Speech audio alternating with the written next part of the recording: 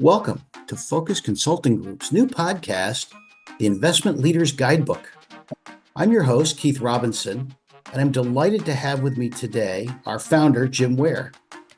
In this episode, What Should Investment Leaders Focus On? I'm going to interview Jim and get his wisdom on what are the kinds of things that as we enter 2024, investment leaders really should be paying attention to. Now, most of you probably know Jim, but for those of you who don't, Jim is a CFA holder. Jim was an investment analyst and then a portfolio manager for about 20 years or so prior to founding Focus Consulting Group 25 years ago. Jim's a noted speaker and author. He's written over 6 books. He's authored numerous white papers and certainly done a whole lot of blogs that you can find on our website. So I'd like to welcome Jim to the podcast. Jim, welcome and thanks for joining us today. Yeah, happy to, Keith. Thanks for picking on my thoughts here. We'll see if we can come up with a few good ones. I'm sure you will. Well, I'm looking forward to this interview because I think it'll be fun to help leaders really get centered and focused as we enter the new year. It's hard to believe we're already six weeks into the new year. But Jim, as we enter 2024, what are leaders most concerned about? What are you hearing with all the leaders that you deal with day in and day out? Yeah. Important question. Let me just say, to preface all of our conversation, Keith, I'm going to keep my comments just about the people side of the business, which is where we focus. There are lots of people out there who will give you ideas about funds flows and, market metrics and all that sort of stuff. I think we are unique in that we're going to give you really good insights on what happens in the relationships within organizations, with the culture of the organization, that sort of thing. So when you ask what are leaders thinking about, our clients are telling us that culture is more important than ever. And that was the founding topic for Focus years ago, was what's going on with investment cultures and leadership. So the other things that come to mind for our clients is succession, rewards, and autonomy. Autonomy, given the experience of the pandemic, has really come forward because now firms have had to test out the idea of remote work. And we're coming back to what's the right blend of remote, and some of our clients work totally autonomous, that you can work where you want, how you want, when you want. So that's an interesting formula to get right within organizations. So those things are top of mind as far as what our leaders are thinking about, the ones we work with. Yeah, Jim, it's interesting because I'll add one more to that, and it's usually where do we tend to get a lot of work? And over the past several years, really since the pandemic, we've gotten a lot of work on development. We certainly know that newer generations into the industry want to be developed. We are doing a lot more remote development, but it is certainly something that people are focusing on because now we have to lead and manage in a new way, certainly with remote, and it's a different skill set. So we've been spending a lot of time doing work with remote leaders on how to actually create culture, reinforce culture, but do it in a way that develops their talent. Yeah, and that's a great point because we do a lot of research on cultures in the investment world.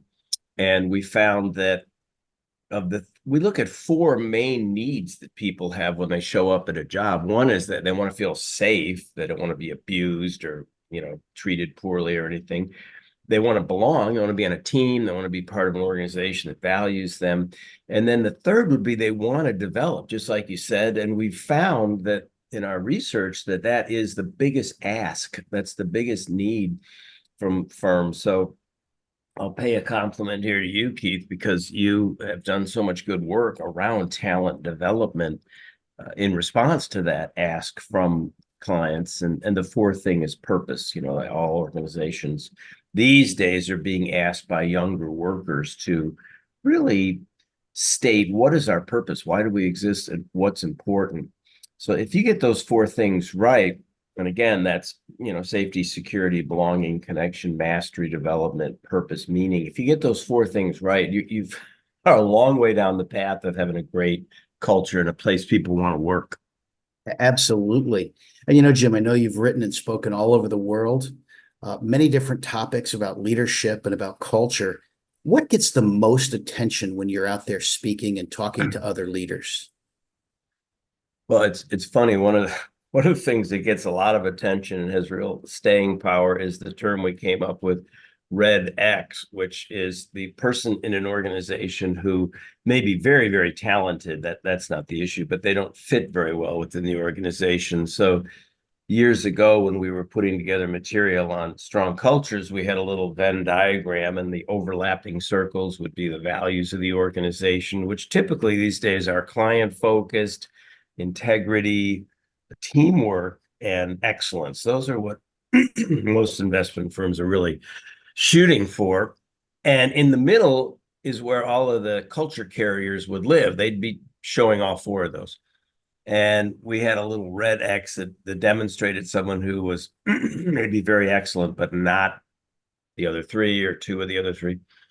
And we didn't have much in mind when we put red X down, but it turned out that was a sticking point. And to this day, clients will call us and say, we got a red X problem. And I always kind of rub my hands together and go, oh, that's cool. That really stuck. But the things that people are concerned about are the same ones that relationships within the organization. That's where we excel. And that means the trust, the accountability, the candor, the curiosity, all that has to really be in place for strong organization. And that's what leaders look to us to help them with. Yeah, I know for us, it's always been about positioning your talent for success, really helping them excel, making sure that they're at their best. So I know for many leaders, one of the aspects of their journey is to really get to know through the skills you just mentioned, trust, accountability, candor, curiosity, really helping to get to know their talent in such a way that they can put them in their genius, right? We talk about genius as much as humanly possible. So that's certainly something that I hear a lot about, and actually I'm going to go speak about next week is genius and thinking like a CEO. And curiosity is one of those skills, appreciation being another, and putting people in their genius being the third. Yeah. Yep. Jim, if you have one piece of advice for new leaders in an investment firm, what would that piece of advice be? Yeah, well, what I've found with new leaders, the ones that we're coaching, is just to be very communicative, to talk a lot, to check in with your people, like you just said, to get to know where their level, their expertise is, what we call genius, and if anything, to over communicate. So I'll give you an example. There was a new chief investment officer that we were working with, and he was wondering about if one of his analysts was following the right industries. And he started speculating with me about, do you think that this would be right for him? And finally I just stopped and I said, have you asked him? He said, no. And that has been probably the single biggest tip I can offer to any leaders anywhere is talk to your people. Don't make anything a mystery. Keith and I like to say, no surprises and no, excuse me, what do we say? No surprises, no surprises and no guessing. Yeah, that's it. No guessing. So that's where the asking questions would come in is, if you're wondering if people are motivated about a certain type of work they're doing, ask them, does this kind of work motivate you? If any kind of question that you're having with your people, just talk to them about it. And for so many leaders, it's been a big help in their leadership. It's just that over communication. Don't leave any guessing, ask the questions. Yeah, I know we're big believers in transparency. Jim, you have this expression, we worship at the altar of clarity. And that's the whole idea, right? Of not guessing and making sure you ask and being really clear in how you communicate and what you communicate. We do know that transparent leaders have an edge to those who tend to hold the cards close to their vest, right? So certainly being more transparent is a good thing. Sort of all builds back to this idea that, you have hired adults, so treat them like adults. They do this really weird thing. They actually act like adults. Yeah. Yeah. And if you're real with your people, genuine, authentic, they get that and they trust you more and they're willing to have better conversations, reveal more to you. So just showing up as somewhat vulnerable, that's an aspect of trust, and authentic and real puts you way down the path as a new leader towards building the kind of followership you'd want. Absolutely. Jim, this is an emotional profession. We like to think it's a very analytical profession, but of course, you were an investment analyst and then a portfolio manager, and we know how the markets can be very volatile, up and down. It can be a very bumpy ride, and it can be very emotionally draining from time to time. Sure. Sure. How can leaders and, by the way, investors maintain a steady, consistent mindset? Well, and I think this is where we've been really helpful. We have a simple model over and under the line, which talks about when you're over the line, you're in that calm, centered, thoughtful place, curious place. When you're under the line, something's spinning for you. You've got some fear about something. You're agitated. You're upset.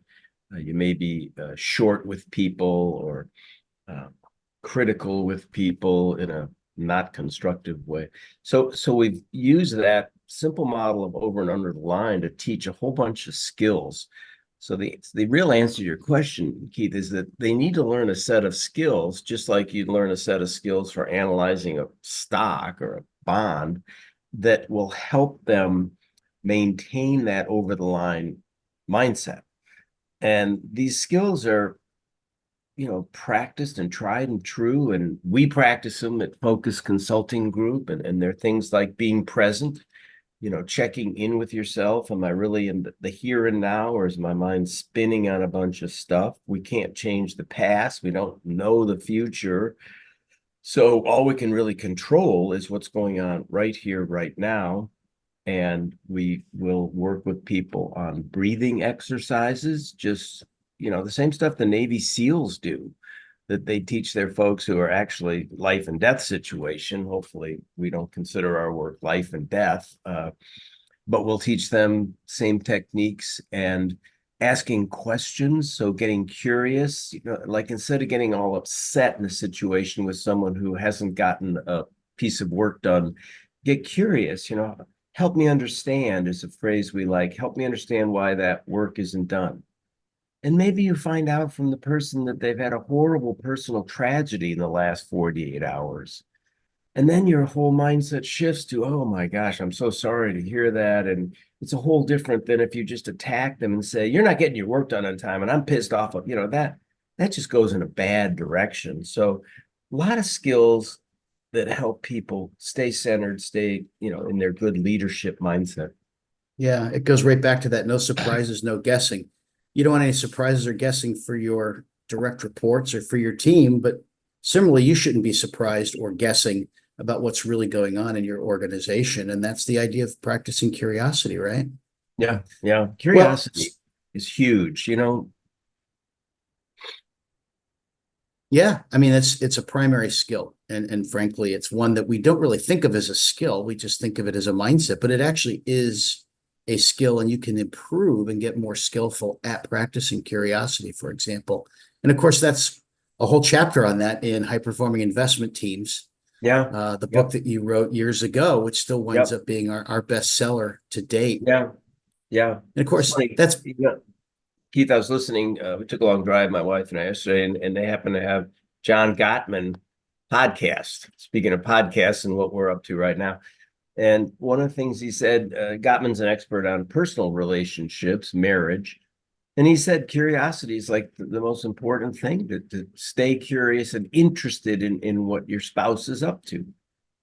And when they reach out with a comment or about their day or something, summon up that curiosity about that's interesting, and how'd you feel about that, sort of thing, instead of just okay, yeah, I've heard this before. Which yeah, doesn't go far.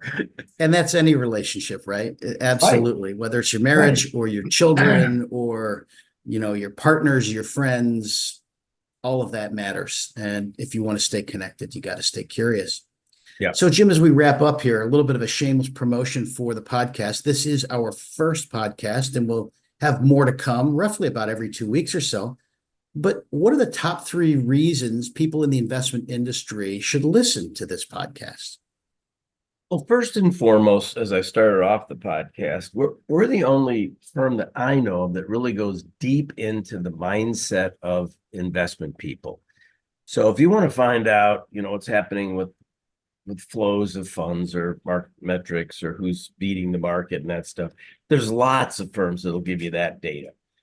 And we know that data, but we're not unique in that. We are unique in offering up what makes good cultures within the investment world, what's happening with cultures. A lot of the questions that Keith asked me in this podcast about what are leaders thinking about, that's the stuff that we can bring unique insights to.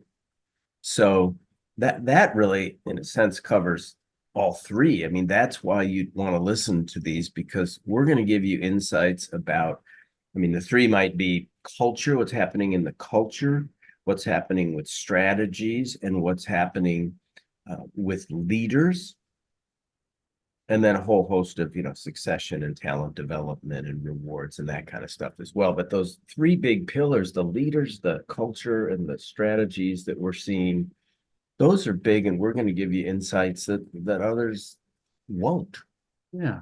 Well, thank you, Jim. And certainly the Investment Leaders Guidebook is really all about providing different angles and different thoughts, different approaches to talent and all things talent, all things work environment. So we're delighted to bring this to you, different topics that we'll talk about through different episodes, and we'll bring in not only Focus Consulting Group experts, but we'll also bring leaders in from around the investment industry who will have conversations with who've used all the things that we teach and all the things that we believe in. So, Jim, thanks for joining us. We appreciate your participation. Of course, the only way to kick off the podcast is with the founder. So thank you for doing that. We really enjoyed that. It's been my pleasure to bring this to all of you. And thanks. We hope you'll see us again.